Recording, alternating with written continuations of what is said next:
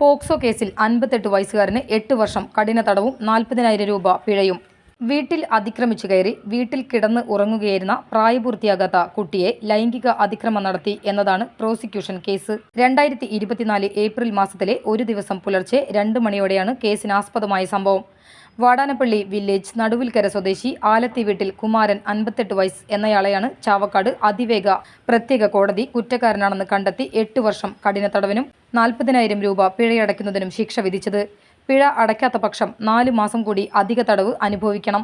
Vadanappally police സ്റ്റേഷനിലെ ASI Snehamol T കുട്ടിയുടെ മൊഴി രേഖപ്പെടുത്തിയ കേസിൽ sub inspector Sadasivan PG FIR register ചെയ്ത് ആദ്യാന്വേഷണം നടത്തുകയും കേസിന്റെ തുടർന്നുള്ള അന്വേഷണം സബ് ഇൻസ്പെക്ടർമാരായ Sreelakshmi SM, Sadasivan PG, ASI Sujith Kumar PS എന്നിവർ ചേർന്ന് അന്വേഷണം പൂർത്തിയാക്കി കുറ്റപത്രം സമർപ്പിക്കുകയും ചെയ്ത കേസിൽ പ്രോസിക്യൂഷൻ 16 സാക്ഷികളെ വിസ്തരിക്കുകയും 23ഓളം രേഖകളും മുതലുകളും ഹാജരാക്കുകയും ചെയ്തു.